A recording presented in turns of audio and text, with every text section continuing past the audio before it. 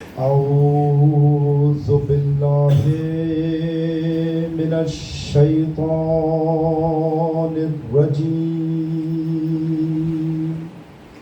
بسم الله الرحمن الرحيم. الحمد لله رب العالمين.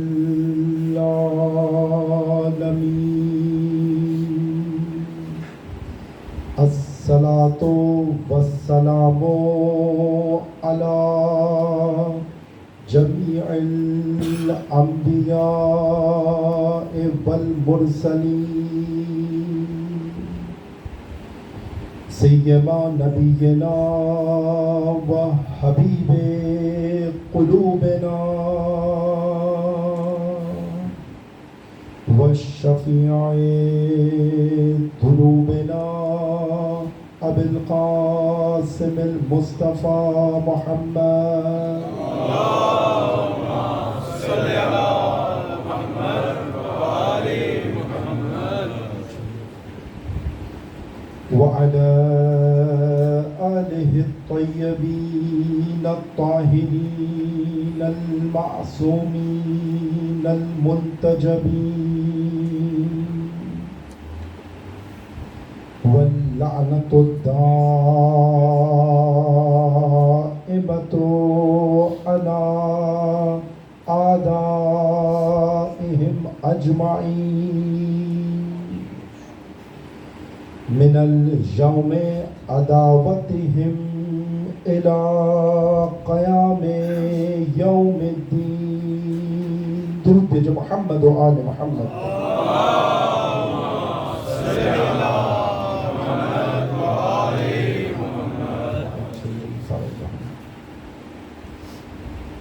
قال رسول الله صلى الله عليه وآله وسلم: إن الحسين مصباح الهدى وسفينة النجاة. نبی اکرم کا فرمان نورانی کہ حسین بے شک ہدایت کا روشن چراغ اور نجات کی کشتی ہیں. ہم بھی پہلی محرم سے 7 محرم تک اسی نورانیت چراغ کو حاصل کرنے کی کوشش کر رہے ہیں. اسی کشتی نجات میں بیٹھنے کی تدبیر کر رہے ہیں. ایک طرف فرماتے ہیں کہ اِنَّ لِقَتْلِ الْحُسَيْنِ حَرَارَةً فِي قُلُوبِ الْمُؤْمِنِينَ لا تبردو ابدا، کہ بے شک حسین کے غم میں، درد میں، سوگ میں ایک ایسی حرارت ہے، اور حسین کے قتل میں، شہادت میں ایک ایسی حرارت ہے جو قیامت تک ٹھنڈی نہیں ہوگی، جس کی حرارت کی تپش کو کم نہیں کیا جا سکتا. اور تاریخ شاہد ہے کہ اس غم حسین، اس قتل حسین، اس شہادت حسین کے پیغام اور فلسفے کو کم کرنے، دھیما کرنے، ہلکا بتانے کے لیے روز شہادت حسین کے اگلے دن سے تدابیر کی جانے لگی، اور اس کے لیے ایک ماحول، حکومتی مشینری، ظالموں کی سپاہ گوش و کنار گلیوں خیابانوں کے اندر پھیلا دی گئی. لیکن حسین نے اس ہدایت کے چراغ کو شب عاشور، صبح عاشور، ظہر عاشور و عصر عاشور ایسے محفوظ ہاتھوں اور بانیان عزاں عزاداروں کے ہاتھ میں دیا تھا کہ جو خود کربلا میں موجود تھے. امام چہارم و ثانی زہرا سلام اللہ علیہ درود بھیجو محمد و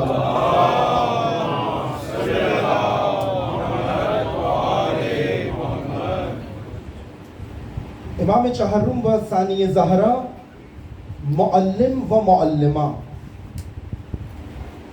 عزاداری کی معلم و عزاداری کی معلمہ، ایسی معلمہ کہ جس نے اس ثقافت عزاداری، تہذیب عزاداری اور تمدن عزاداری کی ایسی مضبوط بنیاد رکھی کہ تمام پروپیگنڈوں کو، تمام تدبیروں کو اپنے خطبوں تلے روند ڈالا، ایسا کلام کیا، ایسی تفسیر کی کربلا کی، ایسی تشریح کی شہادت حسین کی کہ ظالموں کو انہی کے دربار میں مار دیا. گویا زندہ لاشیں وہ حکمران زندہ لاشوں کی طرح زینب کا خطبہ سن رہے تھے، کھوکھلے، خالی، سب کچھ زینب کے اختیار میں تھا. یہ روایت مقاتل کی کتابوں میں بھی اور اس کے علاوہ بھی تاریخ میں بھی یہ روایت آئی ہے کہ جب بازاروں میں بھی، اس کے علاوہ بھی، جب جناب زینب خطبہ دینا چاہتی تھی تو شور مچایا جاتا تھا کہ یہ پیغام، یہ آواز، یہ اذان، یہ حسین کے پیغام کی گونج باقیوں کو سنائی نہ دے. جناب زینب نے اس وقت ایک سطح بلند کی تھی، اسکت، ساکت ہو جاؤ. اور جب یہ بولا تھا اسکت تو راوی نے لکھا حتیٰ وہاں جب بیل اور گایوں کے گلوں میں گھنٹیاں بندھی تھیں وہ تک تھم گئی. اسے ولایت تکوینی کہتے ہیں. جب جیسے کہا کہ معصومین کے لیے بھی ہے کہ اگر درخت کو حکم دے تو چلے آؤ، تو درخت پہ واجب ہے اپنی جڑوں کو چھوڑ کر امام کے پاس آ جائے. ولایت تکوینی یہ نفس کی ایک حالت اور مقام ولایت تکوینی، اور جناب زینب نے اس ولایت تکوینی کو استعمال کیا دین کی بقا، دین کے پیغام کے لیے. وہ جو بولنا چاہتے تھے ان کے حلق سے آواز نہیں نکلتی، خاموش سناٹا، اس کو جب جناب زینب نے ولایت تکوینی.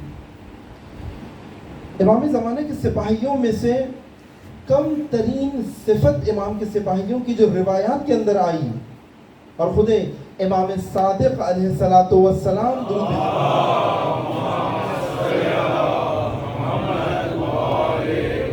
چھٹے امام اس صفت کو ولایت تکوینی یعنی کائنات کے اوپر مختلف چیزوں کے اوپر تصرف، یہ ایک بہت بڑے مقام کے بعد حاصل ہوتا ہے. حضرت عباس و جناب زینب سلام اللہ علیہ، ان کو تالی تلو معصوم کہا جاتا ہے. تالی تلو معصوم یعنی وہ الطاف عصمت جو 14 معصومین کو حاصل تھا، اس مقام پر جہاں خداوند متعال نے 14 معصومین کو رکھا تھا، یہ انہی مقامات کی دہلیز پر پہنچ چکے تھے. حضرت ابو الفضل عباس اور جناب زینب کی شخصیت انفرادی طور پہ، استثنائی طور پہ اس عصمت کے مقام کو جو خداوند متعال نے دیا، انہوں نے کسب کیا تھا اپنی اسٹرگل، اپنے جہاد، اپنی معرفت اور اپنی اس زحمت کے نتیجے میں، جو پہلے ہی معصومین کو خداوند متعال نے عطا کی تھی، کسی محنت یا کسی زحمت یا عمل کے نتیجے میں نہیں. اس کو الطاف الہی کہتے ہیں کہ 14 معصومین کے پاس جو عصمت ہے الطاف الہی ہے، عمل کے نتیجے میں حاصل نہیں ہوئی کہ نہ، اس عصمت کے نتیجے میں وہ ماڈل اعمال ہمارے پاس آئے کہ جو تمام انسانیت کے لیے، حتیٰ انبیاء کے لیے ایک رول ماڈل کے طور پہ اور ایک نمونے کے طور پر سامنے آئے. 14 معصومین کی امامت بھی، عصمت بھی وہ عصمت ہے کہ جو حتیٰ وہ عصمت نبی اکرم کے علاوہ باقی انبیاء کو حاصل نہیں. عصمت کا ایک درجہ ہے. ایسی ایک عصمت کسبی ہے. کسبی علماء یہ اصطلاح، علماء سیر و سلوک، اہل معنی یہ اصطلاح استعمال کرتے ہیں. کسبی یعنی جس کو آپ اویل کر سکتے ہیں، آپ حاصل کر سکتے ہیں، نہ کہ آپ کو آلریڈی گاڈ گفٹڈ ہے یا پہلے سے عطا کی گئی ہے. یہ عصمت کسبی ہے جس کے نتیجے میں جس کی جتنی عصمت ہو، معرفت ہو، कस्बी होगी उतना उसकी नफ्स का दर्जा बुलंद होगा। ये हमारे पास उलमा को भी हासिल थी। विलायत तकवीनी का एक ख़ास दर्जा आयतुल्लाह बहजत रिज़वानुल्लाह ताला अलैह, आप सब ने तकरीबन उनका नाम सुना है, अहले माना में मासिर इन 100 सालों के अंदर टॉप लिस्ट के ऊपर है। तयउल अर्ज़ उनके पास था कि वो ज़मीन के ऊपर तयउल अर्ज़ करते थे मुख्तलिफ़ जगहों पे विलायत तकवीनी की वजह से। यही जो तारीख़ के अंदर हज़रत सुलेमान के जो वो तख्त बिल्कीस का वाक़या है, आसिफ बिन बरखिया किस तरह से उस तख्त को एक जगह से दूसरी जगह लेकर गए। कायनात के अंदर तसर्रुफ़ विलायत तकवीनी, ये विलायत तकवीन यानी कायनात के ऊपर विलायत हासिल है। इसकी छोटी सी मिसाल जो हम दिया करते हैं लोगों को समझाने के लिए कि विलायत तकवीनी क्या होती है, कि किसी भी मैटर को, किसी भी मादे को अगर हुक्म दें उसके ऊपर वाजिब है, जैसे ही इरादा करें वो काम उसके ऊपर वाजिब है कि वो करे। इसी विलायत तकवीनी को खुदावंद मुताल ने हर इंसान को एक दर्जे में अता की है। गॉड गिफ्टेड है, हर शख्स आपके पास भी है एक ख़ास दर्जे के अंदर। लेकिन जो मासूमीन के पास उलमा बुजुर्ग या हत्ता ये शख्सियात जैसे जनाब ज़ैनब सलामुल्लाह अलैहा या हज़रत अब्बास या और दीगर शख्सियात इनके पास विलायत तकवीनी थी, इसका दायराकार बड़ा था। और आइम्मा के पास तो विलायत तकवीनी औज के ऊपर थी। लेकिन हर इंसान के पास भी, समझने के लिए आपके खिदमत में एक मिसाल के तौर पर अर्ज़ कर रहा हूँ, हर इंसान को अपने जिस्म के ऊपर विलायत तकवीनी हासिल है। आप जैसे इरादा करते हैं अपने हाथ का, बाकियों के लिए मौजज़ा है, चूँकि हम रोज़मर्रा ये काम कर रहे होते हैं हम आदी हो गए, और जिस चीज़ के हम आदी हो जाते हैं तो फिर हमें उसके मौजज़ा होने का या उसके एक्स्ट्रा ऑर्डिनरी होने का, गैर इस्तिस्नाई होने का हमें अंदाज़ा नहीं होता कि ये गैर मामूली चीज़ है। कि आप हाथ का इरादा करते हैं कि मैं हाथ ऊपर लेकर आऊँ, आपका हाथ ऊपर जाता है। आप इरादा करते हैं अपने सर को हिलाने का, आपका सर हिलता है। आप खुद इरादा करते हैं कि अपने पाँव को हिलाएं, आप हिला सकते हैं। ये इरादा एक नफ्स की ताकत है। ये इस जिस्म के ऊपर, इस रूह को विलायत तकवीनी हासिल है अपने जिस्म के ऊपर। क्या आप इरादा करते हैं और आप अपने जिस्म के मुख्तलिफ मूवमेंट्स को इरादे के साथ, रूह का कनेक्शन जिस्म के साथ ऐसा है वो होती है। और ये जैसी मौत आती है वो विलायत तकवीनी छीन ली जाती है, फिर आपके जिस्म पे रूह का वो असर नहीं रहता। बस ये एक शान बताई गई कि ऐसी तर्ज ज़िंदगी गुजारो, ऐसे नफ्स को पाकीज़ा बनाओ तो खुदावंद मुताल तुम्हारी जो विलायत है, तुम्हारी जो ताकत है, तुम्हारा जो इख्तियार है, वो कायनात के अंदर मुख्तलिफ चीज़ों के अंदर चले जाएँ। आसिफ बिन बरखिया को हासिल था और वो उसी पाकीज़गी, उसी औज के ऊपर थी। और छठे इमाम फरमाते हैं कि कम अज़ कम इमाम के बेहतरीन सिपाहियों की कम अज़ कम ताकत ये होगी कि उनके पास विलायत तकवीनी होगी। इमाम ज़माने के लिए फरमाते हैं कि ऐसा ज़माना आएगा इनके पास विलायत तकवीनी होगी। बस ये इरादा करेंगे इमाम ज़माने तक पहुँचने का, एक कदम बढ़ाएंगे वहाँ पहुँचेंगे मक्का में। कम से कम ताकत इनकी होगी कि इनके पास विलायत तकवीनी होगी। बस हमारी जो गुफ्तगू हुसैनी तर्ज ज़िंदगी में चल रही थी कि हम तर्ज ज़िंदगी की मुख्तलिफ वैल्यूज़ को ले रहे थे कि जिसमें मारिफत, शऊर, अज़ा, गम, अज़ादारी, इसके बारे में आपसे बात की। और फिर इमामत और विलायत की डिफरेंट फॉर्म्स। उसके बाद एक और मौजू के जो हुसैनी तर्ज ज़िंदगी के साथ ताल्लुक़ रखता है वो शहादत का मौजू है। शहादत एक ऐसी वैल्यू है जो सैयदुल शुहदा की इस तहरीक के साथ जुड़ी हुई है। तो सैयदुल शुहदा ने जब भी लोगों को अपने कारवान के अंदर शामिल किया और बुलाया अपनी तरफ, तो उनको बहुत क्लियर, बहुत वाज़ेह, जैसे दुनियावी लीडर्स होते हैं वो कुछ ना कुछ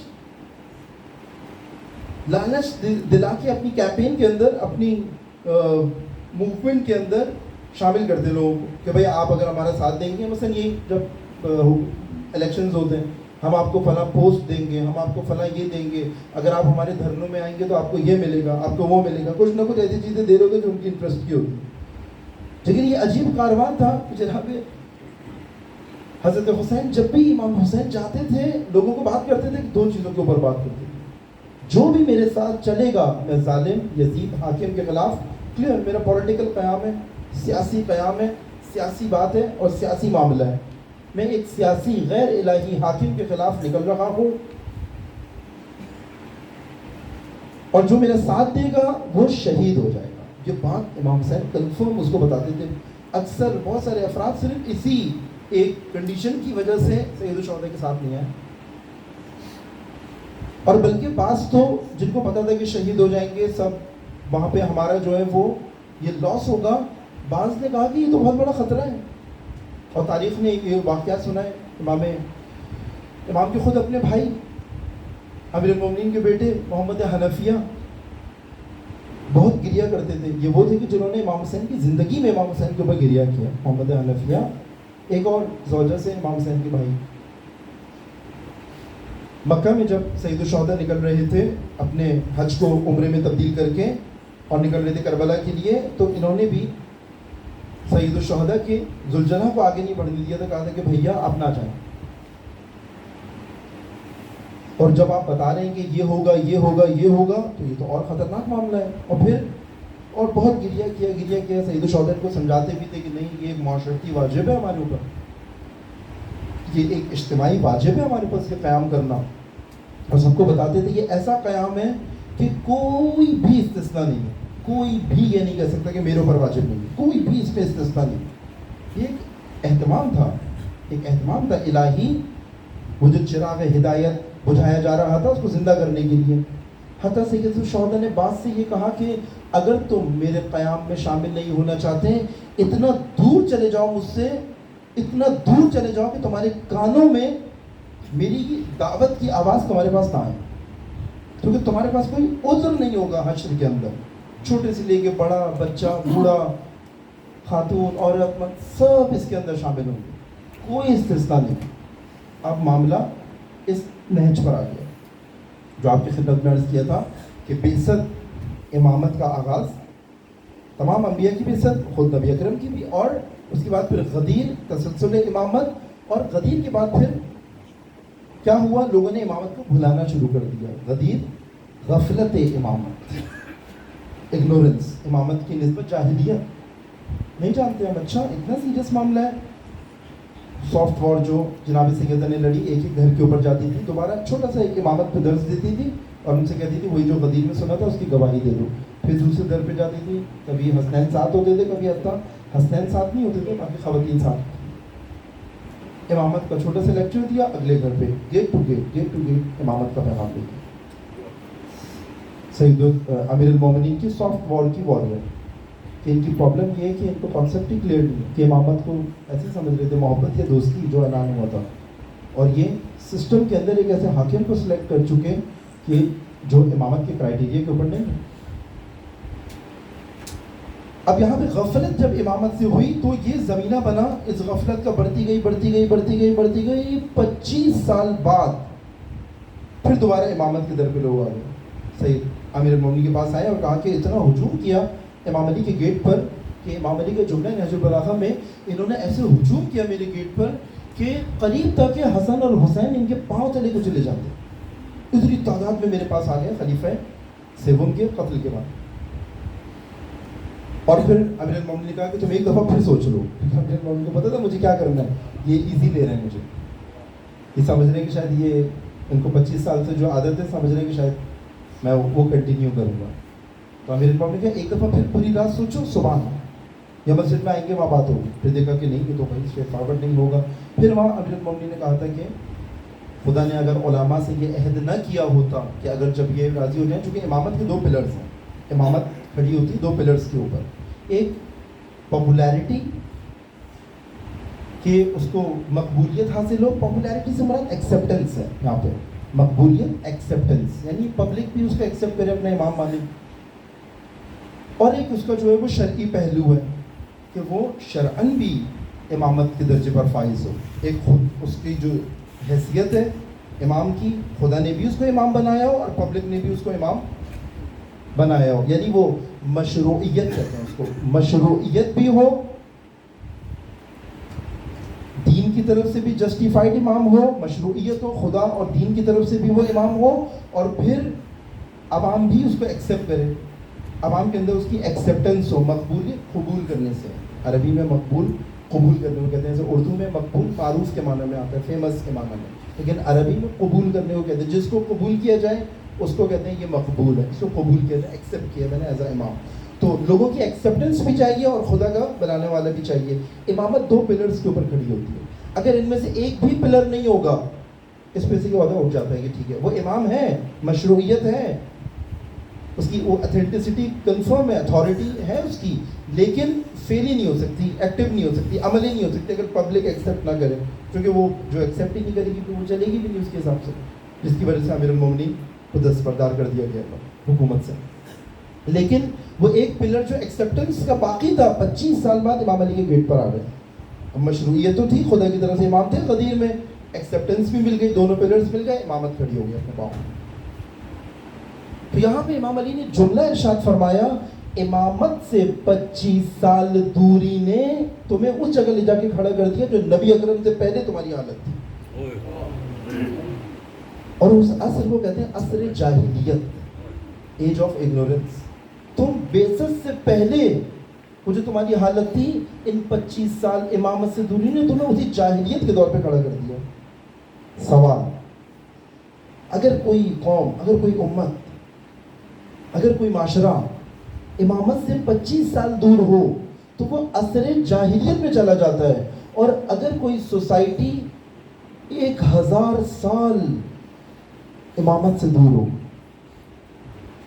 1000 سال اس کا امام پردہ غیبت میں ہو, 1000 سال کا فاصلہ آ جائے, کیا بنے گا اس سوسائٹی کا؟ پھر جب اس سوسائٹی کے اندر لوگوں کی حیوان سے شادی, مرد کی مرد سے شادی, خاتون کی خاتون سے شادی میں تعجب نہیں کرنا چاہیے اس پر. پھر اتنی پستی حق ہے اس سوسائٹی کا امامت سے دوری کی وجہ سے, اتنی پستی میں گرنا چاہیے تھا اس سوسائٹی کو, اس معاشرے کو. جو امامت تمہیں ہدایت اور انسانیت کی دہلیز پہ ڈالنے آئی تھی, اس سے دوری تمہیں یہاں تک پہنچا دی. جتنی ترقی کی ہے وہ ساری ترقی ٹیکنالوجی نے کی ہے. انسان پست سے پست ہوا ہے امامت سے دوری میں, ٹیکنالوجی نے ترقی کی ہے. مطلب جو میرے ہاتھ میں موبائل ہے یہ پیش رفتہ ہے, جس کے ہاتھ میں ہے یہ بہت گھٹیا ہے. آج بھی جتنے بھی ہمارے کیپٹلسٹ معاشرے ہیں, جتنے بھی یہ ورلڈ پاورز ہیں, G8 کنٹریز آپ لے لیں, پست ترین انسانوں کے ہاتھوں میں پیش رفتہ ترین اسلحہ ہے. پست ترین نظاموں کے پاس پیش رفتہ ترین ٹیکنالوجی ہے. پست ترین آئیڈیالوجی کے پاس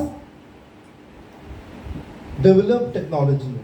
انسان پست سے پست چلے گیا, اس کا ارد گرد نے ترقی کی ہے, خود ترقی نہیں کی اس نے, خود پست ہوا, اپنا ہدف ہی بھول گیا, گم ہو گیا معاشرے میں.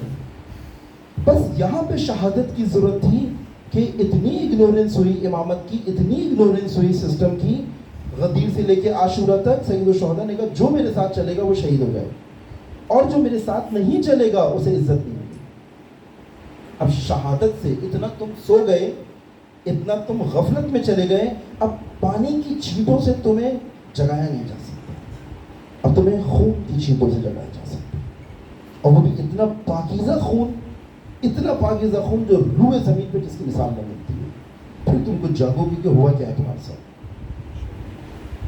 اس لیے شہادت کی ویلیو, شہادت کا درجہ سید الشہداء فرماتے تھے کہ میں اس یزید, اس حاکم, اس ظالم, وہ چیز ذہن میں رہے کہ اگر ہماری یزید سے نفرت کا سبب وہی ہو جائے جو حسین کا یزید سے نفرت کا سبب ہے, تو ہم ہر یزید کے مقابلے پہ ایسے ہی نکلے جیسے سید الشہداء اپنے زمانے کے یزید کے مقابلے پہ نکلے تھے, تاکہ ہماری لیے یہ نہ ہو کہ ہمیں اوپر آنے والی یزید کو مرد آباد کہنا ہے, وہ جو کرنٹ والا ہے اس کی پارلیمنٹ میں بیٹھنا ہے جا کے, اور وہ جو ابھی والا ہے اس کو ووٹ ڈالنا ہے, اور وہ جو 61 والا ہے اس کو لعنت کرنی ہے. تو ہمیں یہ پتا ہوگا نہیں بھائی وہ سید الشہداء زندہ یزید کا مقابلہ کرنے کا نام ہے, مردوں کا مقابلہ سید الشہداء نہیں کرتا. ماشاءاللہ, یہ تو بڑا آسان کام ہو جاتا ہے. وہ پوری اسٹوری جو آپ کی خدمت میں عرض کی تھی وہ ذہن میں رہے کہ سید حسینیت زندہ ظالم کے مقابلے پہ آنے کا نام ہے, زندہ ظالم کے درباروں کے اندر جا کے ان کو کہلانے کا نام ہے. تو وہاں پہ سید الشہداء نے یہ جوہر شہادت ان کو بتایا اور کہا کہ میں اس ظالم فاسق و فاجر کی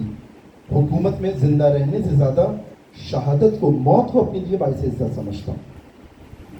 الحیات مع الظالمین, کہا کہ ان کے ساتھ زندہ رہنے کو اس سے زیادہ افضل یہ سمجھتا ہوں کہ میں موت کو جو ہے وہ افضل سمجھتا ہوں.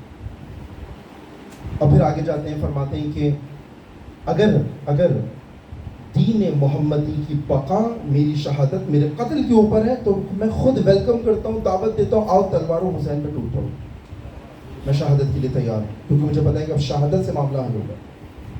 ویلیو بتائی, طرز زندگی اپنے آپ کو شہادت کے لیے تیار کرو. اور کسی کو دھوکہ نہیں دیا, کسی کو نہیں کہا کہ نہیں ہمارا ساتھ دو کل وزیر اعظم بنو گے, ہمارا ساتھ دو کل تمہیں ریلوے ملے گا, کل ہمارا ساتھ دو کل تمہیں فلاں پوسٹ ملے گی. نہیں, کلیئر بتایا یہ کاروان شہادت کی طرف جا رہا ہے, قدم بقدم اپنی شہادت سے قریب ہو رہا ہے. اتنی ڈیٹیل میں بتاتے تھے, عباس کو یہ تک بتاتے تھے تم شہید ہوگے تمہاری پوزیشن کیا ہوگی, جب تم شہید ہوگے جگہ کیا ہوگی, کون سا مقام ہوگا جہاں تم شہید ہوگے, جب تم شہید ہوگے موقع کون سا ہوگا, صبح ہوگے دوپہر میں ہوگے شام میں, ڈیٹیل کے ساتھ کنفرم شہید ہوگے. شہادت یہ ایک ویلیو ہے معاشرے کے اندر. اگر حسینی طرز زندگی اپنانی ہے, شہادت سے دوستی کرنی ہے. اور یہ وہ چیز ہے کہ جو ایمان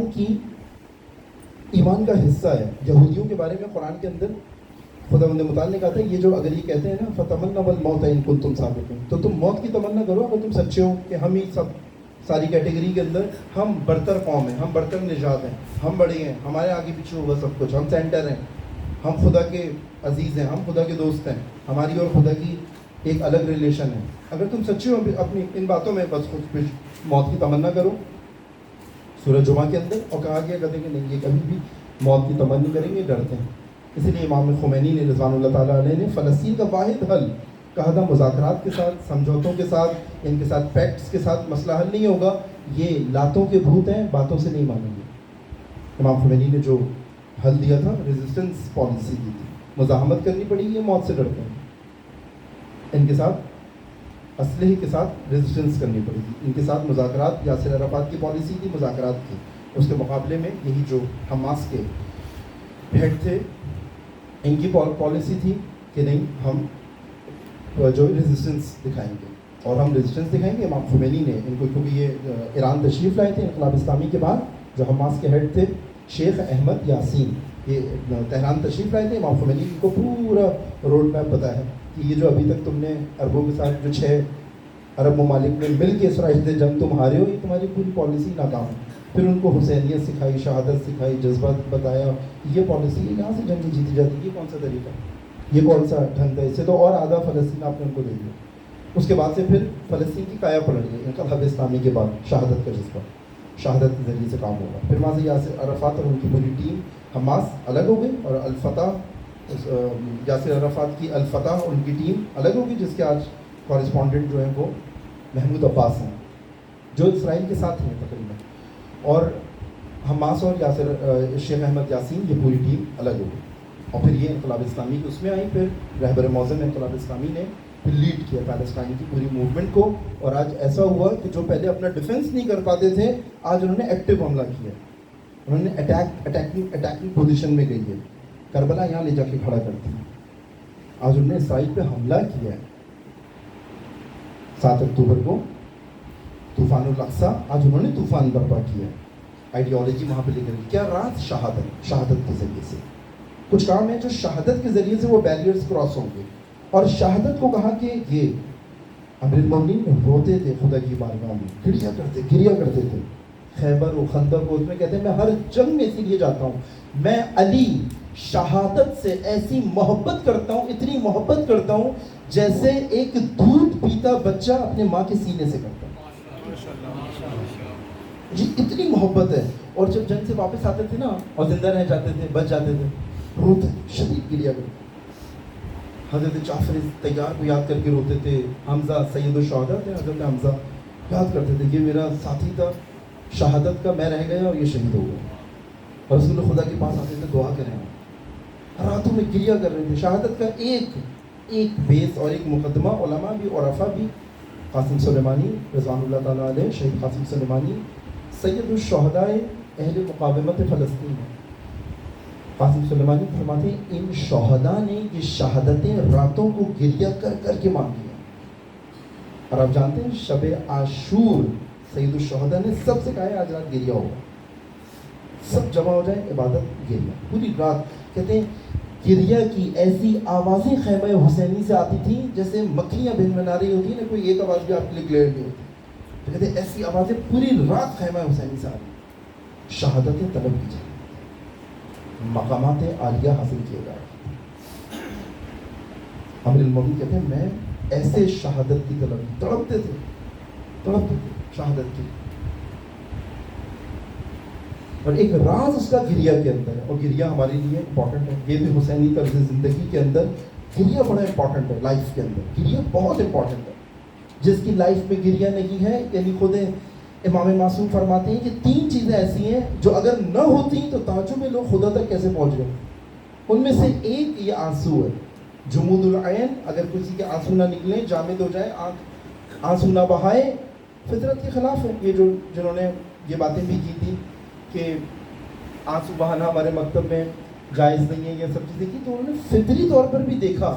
آپ نے دیکھا طارق جمیل صاحب، پچھلے ہی سال کی بات ہے، محرم الحرام کے بعد ان کے بیٹے کی جب رحلت ہوتی ہے، جوان بیٹا تھا ان کا، حضرت علی اکبر کے مسائل پڑھے انہوں نے جی اپنے بیٹے کے جنازے کے اوپر، اور رو لیتے تھا.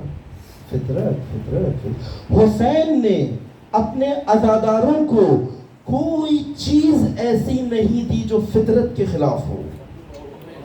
اہل بیت نے اپنے پیروان اہل بیت کو کوئی دین ایسا نہیں سکھایا جو خلاف فطرت ہو. یہ وہی بولتے ہیں جو وہی بولتی ہے، یہ وہی بتاتے ہیں جو وہی بتاتی ہے.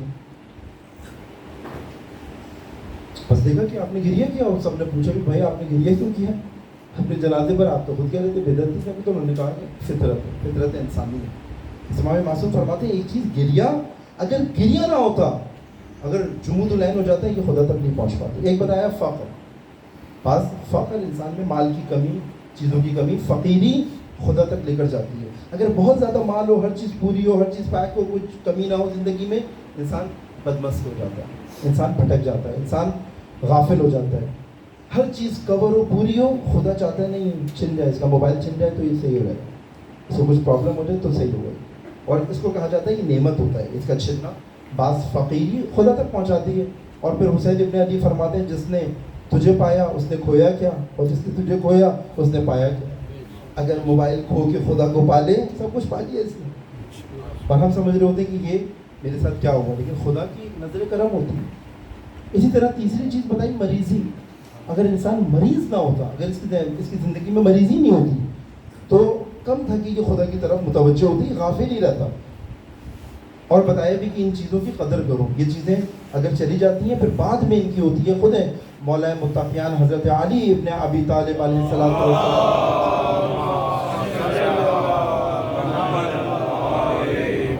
فرماتے ہیں بعض چیزوں کی قدر ان کے جانے کے بعد ہوتی ہے. ان میں سے ایک یہی ہے سلامتی. جب مریض ہوتا ہے تو انسان کو یاد آتا ہے کہ جب میں سالم تھا تو میں کیسے جاتا تھا، کیسے چلتا تھا. جب پاؤں میں پرابلم ہو جاتی ہے، جب گھٹنوں میں مسئلے ہو جاتے ہیں، پھر یاد آتا ہے وہ تب ہم جوان تھے، جب سالم تھے، سلامتی تھی. اس کی سلامتی کی قدر ہوتی ہے. ایک کا جوانی بھی اس کی قدر، جانے کے بعد اس کی قدر ہوتی ہے. یہ 3 چیزیں معصوم نے فرمائی. اس میں آنسو کے بارے میں بھی یہ فرمایا کہ یہ جو ہم شہادت کے لیے اگر آنسو بہائیں، یہ مطلوب آنسو ہیں، کیونکہ بعض آنسو ہیں وہ مطلوب نہیں ہیں، وہ باقاعدہ منع کیا، مذمت کی ہے. بعض آنسوؤں کی اہل بیت نے منع کیا ہے، ان موقعوں کے اوپر آنسو مت بہاؤ، مذمت کی. جیسے کہا کہ جب تم کبھی بیچارے ہو جاتی ہو، کوئی چیز تمہارے پاس نہیں رہی، یا تم پھنس جاؤ، کوئی تمہیں ڈرا رہا ہے، خوف میں لے کے آنا چاہتا ہے، کسی انسان یا بشر یا کسی حادثے یا کسی اس طرح کی چیز سے آنسو نہیں مانگنا. کوئی تمہیں کہیں پھنسا دے، جیل میں ڈال دے، اب تم جیل میں رو رہے ہو، اس نے مجھے پھنسا کیوں دیا، اس کو کہتے ہیں جس کو کہتے ہیں بزدلی کے آنسو. کوئی گھیر لے تمہیں کہ اب تو تمہیں مرنا ہی نہیں، اب تو تم پھنس گئے. تو مرد ان جگہوں کے اوپر آنسو نہیں مانگتے. تو مولا فرماتے ہیں کہ بزدلی کے آنسو مطلوب نہیں ہے، مذموم ہے، مذمت کی گئی. ایک آنسو کہا کہ اس کی بھی مذمت ہے کہ جس کو ہم اپنی مطلب پاکستان کے تو اردو زبان میں کہتے ہیں مگرمچھ کے آنسو، ہیرا پھیری کے آنسو، کسی کو دکھانے کے لیے، ایسی دکھاوے کے آنسو جو ہوتے ہیں، کسی کو دھوکہ دینے کے لیے، دھوکہ دہی کے لیے، کہ اندر سے وہ دل نہیں ہے لیکن سامنے والے کو تھوڑا بتانے کے لیے میں تمہارے لیے کتنا وہ، تو اس کو ہم مگرمچھ کے آنسو کہتے ہیں. اس کا باقاعدہ روایت کے اندر آیا جو بھی اس طرح کے آنسو بہاتا ہے، ہم نے کہا کہ مذمت ہے آنسو. اس کے مقابلے میں بعض آنسوؤں کے بارے میں بولا، جیسے قطروں کے بارے میں روایت ہے. 2 قطرے خدا کو بڑے پسند ہیں، ایک خوف خدا میں جاری ہونے والا آنسو، اور ایک راہ خدا میں شہادت سے پہلے جو خون بہتا، شہید کا لہو. اور کہا کہ یہ شہید کا جو لہو ہے، جیسے یہ شہادت کی منزل پر پہنچتا ہے، اس کا لہو بہنے کو ہے، ابھی زمین پر اس کا قطرہ نہیں گرتا، خدا بندے بتا اس کو بہشت کے اندر لے جائے. شہادت اور جو انسان بس جس کی کام کے لیے دنیا میں آیا تھا وہ حاصل ہو جاتا ہے، باقی ساری چیزیں سائیڈ ایفیکٹس ہیں. سائڈ کی چیزیں، سیکنڈری چیزیں. اس کا قطرہ زمین پہ ابھی گرا نہیں ہوتا، خدا متعالی اس کی تمام گناہوں کو معاف کر کے بالکل کیا. اس سے بڑی اور کیا حسرت ہو سکتی ہے؟ صاحب واقع رہبر معظم انقلاب اسلامی حضرت آیت اللہ خامنہئی فرماتے ہیں چونکہ جنگ کے زمانے سے امام خمینی کے ساتھ ہیں، پوری ایران کی ریولیوشن اور ریولیوشن کے بعد پھر دفاع مقدس، ہولی ڈیفنس وار، اور اس کے بعد کہتے ہیں میں آگے آگے رہتا تھا. 88 سال ابھی ایج ہے، اپنا 40 سال پرانا واقعہ بتا رہے تھے کہ میں جنگ کے اندر، ایران عراق جنگ کے اندر میں بڑا آگے آگے رہتا تھا کہ شہادت نصیب ہو جائے، اسی طرح شہادت مل جائے، باقی ساری چیزیں سیکنڈری ہیں. اس وقت بہترین خطیب نماز جمعہ تھے اور صدر بھی تھے، ایک زمانے میں صدر تھے ایران کے، اور ڈفرینٹ پوسٹ کے اوپر رہے، مجلس خبرگان ایکسپرٹ کونسل کے ممبر تھے. لیکن کہہ رہے کہ میں اس میں خدا سے دعا کرتا تھا شہادت کی، اور میں آگے آگے رہتا تھا. تو انہوں نے اپنا ایک شعر پڑھا تھا، اپنا تھا یا کسی کا شعر تھا فارسی میں، کہا لیکن ہمیں معلوم نہیں تھا کہ شہداء کو آخری صفوں سے چنا جا رہا تھا.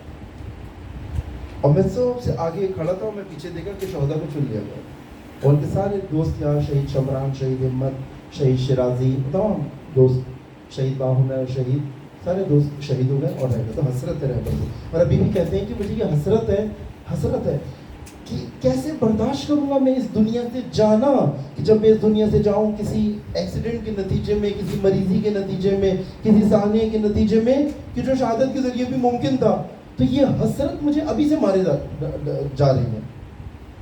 یہی جملے ان کے بھی شہید ابراہیم رئیسی کے تھے. شب قدر کے دن، ابھی اسی رمضان کی شب قدر میں، جن کی 2 مہینے پہلے شہادت ہوئی ہے، شہید ابراہیم رئیسی، سیکنڈ ٹو امام خامنہئی کے لیے اور پورے سسٹم کے اندر امامت کے. اتنی انہوں نے شہادت کی دعا کی تھی شب قدر کے اندر بھی اور اس سے پہلے بھی. اتنی شہادت کی دعا کی تھی کہ جس شب شہید ہوئے، ابھی ان کا جنازہ ڈھونڈا جا رہا تھا، باڈی ڈھونڈی جا رہی تھی. ایک اولیاء اللہ ہیں وہیں تہران کے اندر ہوتے ہیں، انہوں نے کنفرم کی تھی ان کی شہادت شہید ابراہیم رئیسی کی، کہ ایک تو کنفرم ہے شہید ہوئیں گے، اور مجھے یہ معلوم ہے، یہ اولیاء اللہ آغا بہجت کی طرف تھے، ولی اللہ کہہ رہے ہیں کہ مجھے معلوم ہے کہ اس نے یہ شہادت اسی رمضان شب قدر گڑ گڑا کے خدا سے مانگی ہے کہ میں تو ملک کا صدر ہوں، اور میرے اتنے پروٹوکول، اتنی سیکیورٹی، اتنے ہیلی کاپٹر، اتنے چیزیں، اور مجھے شہادت نہیں ملی کہ اس وجہ سے کیونکہ میری سیکیورٹی اتنی، اور میں گڑ گڑا رہا ہوں، اگر شہادت نہیں مل گئی، کچھ بھی مل جائے مجھے منظور نہیں. کہتے ہیں لاڈ کیا خدا سے، مجھے شہادت چاہیے. قاسم سلیمانی کا معاملہ بھی ایسے کہ خدا نے وہ پورا تدبیر اس کی ہوئی اور شہادت اسی میں کہ میں ظہور سے پہلے شہید ہونا چاہتا ہوں، اس انقلاب کے لیے، اس امامت کے لیے، اس سسٹم کے لیے. اور لوگوں کے تصور سے کہا سب بالکل شوق میں آ گئے تھے، پریزیڈنٹ ایران کا اس طرح سے کیا شہادت، اور وہ لہو اس کی قیمت کیا. بس سید الشہداء نے اہتمام کیا، سب کو بتایا کہ دیکھو یہ بہت ہائیسٹ ڈگری کے اوپر میں لے کر جاؤں گا، اس مقام کے اوپر. لیکن بعض افراد جیسے کہا امام سید الشہداء کے بھائی محمد حنفیہ، انہوں نے یہ جملہ بولا کہ مولا آخری بالکل جب روانہ ہو رہے تھے کہ میں مکہ میں رکوں گا، آپ جائیے. گریہ بہت کر رہے تھے، کہہ رہے تھے کہ ایون اگر ایسا ہو سکتا ہے حتیٰ ایٹ لیسٹ یہ ہو کہ آپ ان بیویوں کو اور بچوں کو نہ لے کر، ایٹ لیسٹ یہ کہ آپ میری یہ بات مانیں کہ میں آپ کا ساتھ نہیں دوں گا. سید الشہداء نے ان سے بڑی کراس ڈسکشن کی، انہوں نے دلیل دی، سید الشہداء نے دلیل دی. اب دونوں بھائیوں کی آپس میں بات ہو رہی ہے.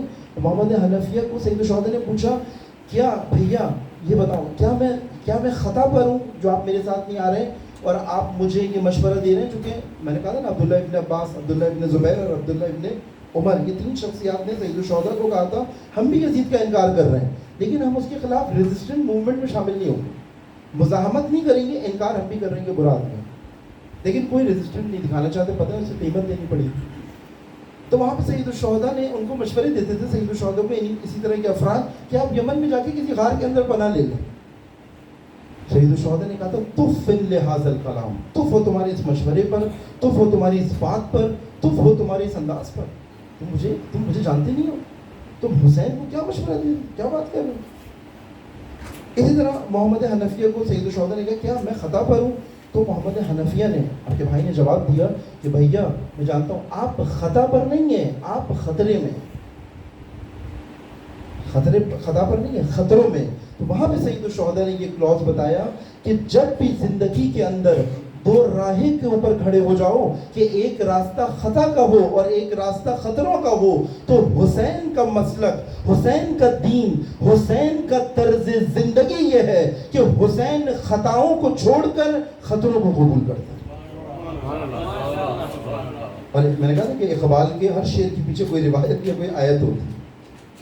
اقبال فرماتے ہیں کہ تیغ و سنا و خنجر و شمشیر آرزوز، میں آرزومند ہوں تیغوں کا، سنا کا، خنجروں کا، شمشیروں کا، آرزو ہے مجھے۔ تیغ و سنا یعنی ان شارٹ کرانے میں شہادت کا آرزومند ہوں۔ تیغ و سنا و خنجر و شمشیر آرزوز بمن میا کہ مسلک شبیر آرزوز، میرے ساتھ مت آؤ، میرا مسلک شبیری ہے، میرے ساتھ آؤ گے پھنس جاؤ گے، میرے ساتھ چلو گے انجام شہادت ہوگا، چونکہ مجھے تو تیغ و سنا و خنجر و شمشیر کی وہ ہے، میں تو بلا رہا ہوں ان کو، آؤ آؤ میرے پاس آؤ، میں تو دعوت دے رہا ہوں شہادت کو، میرے ساتھ چلو میں شہید ہو جاؤں۔ میں نے کہا تھا کہ اقبال کے ہر شعر کی پیچھے روایت ہے، سید الشہداء یہی کہہ رہے ہیں، جو میرے ساتھ چلے گا وہ شہید ہو جائے گا، اور جو میرے ساتھ نہیں چلے گا اس کو قیامت تک عزت نہیں ملے گی۔ یہ دو جملے سید الشہداء سب کو کہہ رہے ہیں۔ عزت حاصل نہیں ہوگی، جو سمجھ رہے ہو بچ جاؤ گے تو عزت مل جائے گی۔ اور آج آپ دیکھ لیں، لعن اللہ امتن قتلت کا، قاتل پہ بھی لعنت، لعن اللہ امتن ظلمت کا، جس نے ظلم کیا اس پہ بھی لعنت، لعن اللہ امتن سمعت بذلک فرضیت بھی، اور ان پہ بھی لعنت جو یہ سب دیکھتے رہے اور خاموش بیٹھے رہے، قیامت تک کے لیے لعنت بھیج۔ کہا تھا کہ عزت نہیں ملی، میں تمہیں چھوڑوں گا نہیں، کہ تم سمجھ رہے ہو آج تم حسین کو چھوڑ دو گے تو قیامت تک بچ جاؤ گے، آج بھی تمہارا نام گالی بن جائے گا۔ اب یہ اس زمانے کے اہل کوفہ، اس زمانے کے ایسے نہیں ہوگے، لیکن اس زمانے کے اہل کوفہ گالی بن گئے، ایک محاورے بن گئے عربی میں، کوفی لا یوفی، کوفی وفا نہیں کرتے، گالی بن گیا ان کا نام، عزت چھین گئی ان کی، ذلت کی زندگی گزارنا شروع ہو گئی، اہل کوفہ ہونے پہ شرم آنا شروع ہو گئی ان کو جب یہ سر کوفہ کے اندر گئے۔ وہ شہادت مکتب کو زندہ رکھتی ہے، اور کتنی ایسی منزلیں ہیں کہ وہ آج آپ پاکستان کے اندر عزاداری بھی دیکھ لیں، خدا شاہد ہے، خدا شاہد ہے۔ میں آپ سے کہہ رہا ہوں نا کہ آپ لوگوں کا افتخار ہے، ڈی ایچ اے کے مومن کا افتخار ہے، یہ میں نے کراچی میں بھی بہت ساری جگہوں کے اوپر علماء کو بھی یہ بیان کیا ہے، میں واقعاً حیرت ہوں، کوئی آگے نہیں کہہ سکتا کہ یہ عشرہ مجالس جو ہے وہ پہلی دفعہ برپا ہو رہی ہے، یہ عشرہ مجالس جو ہے اسٹیبلش عشرہ نہیں ہے، یہ کوئی آگے اس طرح نہیں کہہ پائے گا، لیکن واقعاً افتخار ہے کہ گیپ کو فل کرنا، اپنے معاشرے کے اندر گیپس کو فل کرنا، اور اس کو بھی ٹیکٹک کے ساتھ کہ بھئی اگر امام بارگاہ میں مسجد میں ایک چیز نہیں ہو سکتی، ٹھیک ہے اپنے گھر پہ امام بارگاہ بنا لو۔ یہ ڈی ایچ اے کے مومنی کا افتخار ہے، مولا انشاءاللہ دیکھ رہے ہیں ان ساری چیزوں کو، یہ نگاہ کرم ہے ان کا کہ یہ کام ہم سے لے رہے ہیں وہ، نہ ہماری کیا مجال۔ تو وہاں پہ جہاں پہ پھنسے ہوئے معاملات اسلام کے پھنس گئے، وہاں پہ شہادت کے ذریعے سے سید الشہداء نے نکالے، کیوں؟ کیونکہ زندہ کر رہی ہے قوموں کو۔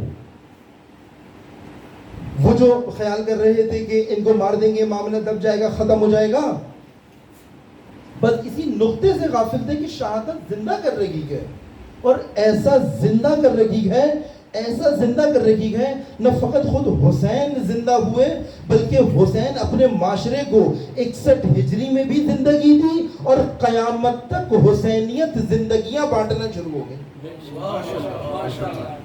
آج ہر وہ معاشرہ جو حسین حسین کر رہا ہے، ہر وہ طبقہ جو حسین حسین کر رہا ہے، اس میں زندگی کا احساس دیکھا جا سکتا ہے، زندگی دیکھی جا سکتی ہے اس کا، اور جتنا دبایا گیا اتنا بلند، اتنا ابھر کے نکلے، زندہ کرتی ہے شہادت۔ قرآن نے شہادت کے بارے میں، قرآن خود خدا آیا کہ غلط فہمی میں مت رہنا، وَلَا تَحْسَبَنَّ الَّذِينَ قُتِلُوا فِي سَبِيلِ اللَّهِ أَمْوَاتٌ، گمان مت کرنا یہ جو راہ خدا کے اندر قتل ہو گئے یہ مردہ گئے، بل احیاء، یہ زندہ گئے، ان ربہم، خدا کی بارگاہ میں زندہ گئے، یرزقون، رزق پاتے ہیں۔ قرآن نے آ کے شہید کی مدح کی ہے، قرآن کے اندر شہادت کو عرض کیا، یہ ویلیو شہادت کی، اور ہر انسان اپنے آپ کو اس چیز سے پرکھے، اگر میں حسینی ہوں، کہیں کسی بہانے سے بھی، کسی کونے میں بھی اپنی زندگی کے کہیں شہادت سے گریز تو نہیں کرتا، کہیں کسی ایسے کام کو کرنے سے پہلے یہ تو نہیں سوچتا اگر یہ کیا مولا کے نام پہ تو گڑبڑ ہو جائے گی، مار دیا جاؤں، اگر اتنا بولا تو مار دیا جاؤں گا، تو بہتر ہے اتنا نہ بولوں، اگر یہ بات کلیئر بتائی کہ امام حسین یہ چاہتے تھے تو خطروں کے اندر پڑ جاؤں گا. پھر خطا اور خطروں میں سے کہیں خطا کو تو نہیں چوز کر رہا. اور سید الشہداء کہہ رہے ہیں ان دائی قدر قزینی بین اسنت ہے. اس ناپکار کے ناپکار بیٹے نے مجھے اس دو رائے پہ لا کے کھڑا کر دیا تھا. بین السلت والذلہ، ایک طرف تلواریں تھی جو میری شہادت کو دعوت دے رہی تھی، اور ایک طرف ذلت تھی کہ میں اس کے سامنے تسلیم ہو جاتا. اور بتایا کہ میں امام عزت ہوں، ہیہات من الذلہ. یہاں پر سید الشہداء ذلت کے مقابلے میں شہادت کو تسلیم کرتے ہیں. اس کے حکومت کے اندر رہنا ذلت ہے، بہتر ہے اس کے خلاف قیام کر کے شہید ہو جاؤں. اب میں کہاں کہاں کسی ایسے ظالم حاکم کے خلاف بولنے میں بیک فٹ کے اوپر آتا ہوں، چاہے وہ آج کا یزید ہو، آج کا شمر ہو، ایون فلسطین کا معاملہ ہو یا کہیں پر بھی ظلم ہو رہا ہو. میں کتنا اپنے آپ کو خطروں میں ڈالتا ہوں. یہ حسینیت ہے، یہ حسینی طرز زندگی ہے. کتنے خطرے اپنی زندگی میں حسین ابن علی کے نام پر مول لیے. جا کہا یہاں عزاداری نہیں ہوگی، نہیں اب یہیں کروں گا. یہاں فرش اعظم نہیں بچھے گی، نہیں یہیں بچھائیں گے. یہاں تو لوگ روز آتے ہیں، چیک کرتے ہیں یہاں کیا بولا جا رہا ہے، کون بیٹھا ہوا ہے، کیا چل رہا ہے، ٹھیک ہے یہیں جاؤں گا. میرا افتخار یہ ہے کہ کوئی وہ جو حسین ابن علی کے نام پہ شہید ہو جائے. یہی تو چاہتا ہوں، یہی اسی لیے تو آتا ہوں، اسی لیے تو بات کرتا ہے، اسی لیے تو غم مناتے ہیں، اسی لیے تو ماتم کرتے ہیں. بس یہی ایک اصل تھی جو آج کے شہید جس کا تذکرہ کرنا ہے. جب شب عاشور سید الشہداء ایک ایک کو مقام شہادت بتا رہے تھے کہ تم یہاں شہید ہوگے، تم یہاں شہید ہوگے، تم یہاں شہید ہوگے. تو انہیں سے ایک بچہ نکل کر آیا، چاند سا چہرہ، اور کہتے ہیں چچا جان کیا مجھے یتیم سمجھ کے چھوڑ دیا، میرا تذکرہ نہیں کیا، میری شہادت کا مقام نہیں بتایا. تو وہاں پر سید الشہداء کہتے ہیں کہ اے قاسم تو میرے بھیا کی نشانی ہے. اچھا بتا کیف الموت عندک، تیرے نزدیک موت کیسی ہے؟ احلى من العسل، شہد سے زیادہ شیریں ہے. بس یہ جملہ سننا تھا، سید الشہداء کو سمجھ میں آ گیا کیا کریں. اب ایک داستان ہے کہ جب امام حسن اس دنیا سے جا رہے تھے، ایک ایک کو بلایا. ام فروا قاسم کو لے کر آؤ، آخری وقت ہے، جگر کے ٹکڑے خون کے ساتھ باہر نکل کے بہ رہے ہیں. اب حسن کہہ رہے ہیں قاسم کو لے کر آؤ. اے قاسم، وصیتیں کی، امام حسین کا تعارف کروایا، میرے بعد سب کو بتایا میرے بعد یہ امام ہے، ان کی اطاعت کرنا. اور قاسم سے کہا، سرہانے سے ایک تعویذ دیا، قاسم کے ہاتھ پر باندھا اور کہا بیٹا قاسم، اگر کبھی زندگی میں کوئی سخت وقت پڑے اسے کھول کر پڑھ لینا. کہتا ہوں کہ ہر معصوم نے، پنجتن کے ہر فرد نے اپنا نمائندہ کربلا میں اتارا.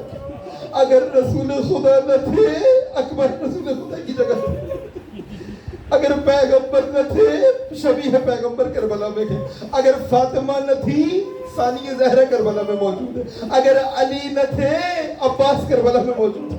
ہر معصوم نے پنجتن نے اپنا نمائندہ کربلا میں بھیجا ہے. اب حسن نے قاسم سے کہا کہ بہت بڑی ذمہ داری ہے، اے میرے لال، اے میرے بچے، جب کبھی سخت وقت پڑے، پتا تھا قاسم پہ ایک سخت وقت آئے گا. کہا یہ تعویذ کھول کے پڑھ لینا. اب 10 سال گزر گئے، یزید کے خلاف بیعت کا مطالبہ ہوا، انکار بیعت یزید، کربلا، شب عاشور آ گئی. اب صبح عاشور جب قاسم حسین کے پاس جاتے تھے اتنے جہاد لینے کے لیے، اب حسین بار بار، ارے قاسم تم چھوٹے ہو، ارے قاسم تم میرے بھیا کی نشانی ہے، ارے قاسم یہ چاند جیسا چہرہ ہے، ارے قاسم تیرے سر کی کوئی ہود نہیں ہے، تو اتنا چھوٹا ہے کم سن. اب قاسم اتنے پریشان، ایک مرتبہ خیمے میں جاتے گئے ماں ام فروا کے پاس، اب کونے میں بیٹھ کے اپنے سر کو اپنے زانوؤں کے درمیان لے کر زار و قطار رو رہے تھے. شہادت کے لیے گریہ کیا ہے قاسم نے، اتنا گریہ کیا کونے پہ بیٹھ کر کہ ام فروا کو قاسم کے رونے کی آواز آئی اور کہا کیا ماجرا ہے میرے بچے، میرے لال کیا ماجرا ہے؟ کہا اماں چچا جان کے پاس جاتا ہوں، اتنے جہاد دے دے، اتنے شہادت دے دے کہ میں بھی جاؤں۔ چچا جان کسی نہ کسی بات پر مجھے منع کر دیتے ہیں، ارے اتنے جہاد نہیں مل رہا۔ بڑا عجیب معاملہ ہے۔ ام فرما نے وہ وقت حسن کے دور کا یاد کرا دیا۔ ارے بابا نے کہا تھا اے قاسم کبھی سخت وقت پڑے تو یہ ایک تعویذ باندھے دیتا ہوں، ارے یہ تعویذ کھول کے پڑھ لینا۔ ارے قاسم کو یاد آ گیا، فوراً تعویذ اپنے ہاتھ سے نکالا، تعویذ کو چاک کیا۔ اب جب کھول کے پڑھنا شروع کیا تو کہا اے میرے بیٹا قاسم، ایک وقت ایسا ہوگا، ارے میرا بھیا حسین دشمنوں کے لرگے میں گرا ہوگا، ایسے عالم میں جہاد کو ترک مت کرنا۔ اور جب تم میرے بھائی کے پاس جاؤ گے، جب جاؤ گے، یہ تمہیں اتنے جہاد نہ دینے، یہ تمہیں اتنے جہاد نہ دیں گے تو میرے بیٹا قاسم اتنا جانا، اتنا جانا، اتنا اصرار کرنا۔ یہ نہیں کہا ہائے رے ادب امامت، یہ نہیں کہا کہ میں کہہ رہا ہوں جہاد پہ چلے جانا، کہا نہیں اتنا جانا کہ تمہیں اتنے جہاد مل جائے۔ اب قاسم کے تیور بدل گئے، اب قاسم کے روح ہی الگ ہے۔ اب وہ پرچم کی طرح اس خط کو، اس تعویذ کو لہراتے ہوئے حسین کی جانب بڑھنا شروع ہوئے۔ ارے ام فروا اپنے لال کو میدان شہادت میں جاتی ہوئی دیکھ رہی ہے۔ اب عجیب عالم ہے۔ اب جب حسین نے ہاتھ میں خط دیکھا سمجھ گئے کوئی معاملہ مختلف ہے۔ ارے چچا جان اب تو اتنے جہاد دے دے، ارے بابا کی سفارش لایا ہوں، ارے بابا کی سفارش لایا ہوں۔ ارے جب یہ دیکھا حسین نے پڑھا، چوما، ارے کوئی کسی بھائی کو ایسے عالم میں بھائی کی یاد نہ دلائے، ارے کسی بھائی کو ایسے میدان میں بھائی کی یاد نہ آئے۔ ارے جب یہ دیکھا وہ پورا منظر حسن کی شہادت کا حسین کے ذہن میں گھوم گیا۔ اچھا قاسم تیار کیے دیتے ہیں، اب کوئی بات نہ ہوگی۔ اب جب بلایا صندوق دریافت کیا، اب قاسم چھوٹے گئے، کوئی حوض قاسم کے سر کے برابر نہیں ہے۔ اب حسن کا امامہ لیا، اب سبز قبا کا امامہ لیا، قاسم کے سر پر رکھا، حسن کی تلوار دی۔ اب جب قاسم کو سوار کیا ہے نا، جب گھوڑے پر سوار کیا گیا تو قاسم کے پاؤں رکابوں تک نہیں آتے۔ اب حسین کوشش کر رہے کہ یہ بچہ گھوڑے پر سنبھل جائے۔ اب قاسم کو بٹھا کر حسین نے گھوڑے کی رکابیں کاٹی، رکابیں کاٹ کر چھوٹی کی اور قاسم کے پاؤں کو، قاسم کے دونوں پاؤں کو رکابوں کے ساتھ باندھ دیا۔ ارے بچہ گھوڑے پر سنبھلا رہے۔ ارے جب روانہ کیا، ارے قاسم نے ایسی جنگ کی ہے، علی کا پوتا ہے، میدان میں جا کر دشمنوں کو فنار کرتا ہے۔ ایک ایسا وقت آیا، ایک لعین نے عمر سعد سے اجازت لی، ارے یہ چھوٹا سا بچہ ہے، ارے اسے مجھے قتل کرنے دے، بڑا آسان شکار ہے، ارے یہ نکلتا ہے، یہ بزدل نکلتا ہے۔ ارے قاسم کو پیچھے سے، کیونکہ ہود لگی تھی، سر پر ہود لگی تھی، اتنے سر پر مار کے ضرب لگا کے دو حصے کر دیا سر۔